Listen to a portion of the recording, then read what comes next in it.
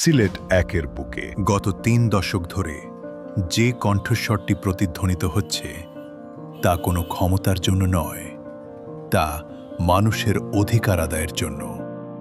তিনি মোহাম্মদ আনোয়ার হোসেন সুমন। সুনামগঞ্জের হাওর আর পাহাড়ের কোলে তার জন্ম। বাবা জননন্দিত চেয়ারম্যান মরহুম আব্দুর রাজ্জাক ও মা সমাজসেবী শহর বানু রাজ্জাক। মানুষের সেবা করার ব্রত তিনি জন্মসূত্রেই পেয়েছেন। এমসি কলেজ থেকে পদার্থবিজ্ঞান, সাস্ট থেকে আইটি ডিপ্লোমা এবং আইন বিষয়ে উচ্চশিক্ষা তার ভিত্তি মজবুত করেছে। আজ তিনি একজন বার কাউন্সিল সনদপ্রাপ্ত আইনজীবী, যিনি আদালতে দাঁড়ান কেবল টাকার জন্য নয়, বরং নিপীড়িত মানুষের ন্যায় বিচারের জন্য। ১৯৯৩ সাল থেকে তিনি রাজপথের লড়াকু সৈনিক। ছাত্র ইউনিয়ন থেকে শুরু করে আজ তিনি কমিউনিস্ট পার্টির সিলেট জেলার সম্পাদক মণ্ডলীর সদস্য ও সাবেক সাধারণ সম্পাদক। তিনি কেবল বক্তা নন, তিনি একজন সংগঠক, যিনি প্রতিটি আন্দোলন তিলে তিলে গড়ে তুলেছেন।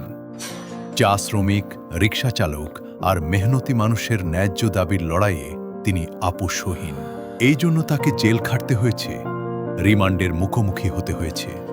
তবুও তিনি সাধারণ মানুষের পক্ষ থেকে এক পা পিছু হটেননি।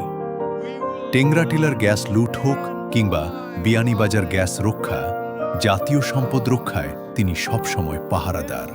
দেশের সম্পদ বিদেশিদের হাতে তুলে দেওয়ার ষড়যন্ত্রের বিরুদ্ধে তিনি সবসময় রাজপথে সোচ্চার। সিলেট কি কেবল ধনীদের? না, অথচ জলাবদ্ধতা, গ্যাস সংকট আর চাঁদাবাজিতে সাধারণ মানুষের জীবন আজ অতিষ্ঠ।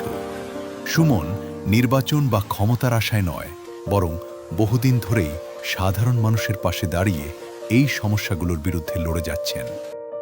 তিনি চান নিরাপদ, জলাবদ্ধতা মুক্ত ও আধুনিক এক সিলেট। ত্রয়োদশ জাতীয় সংসদ নির্বাচনে মেহনতি মানুষের কথা বলতে এবং সততার রাজনীতির বিজয়ের জন্য সিলেট ১ আসনে মোহাম্মদ আনোয়ার হোসেন সুমনকে কাস্তে মার্কায় ভোট দিন।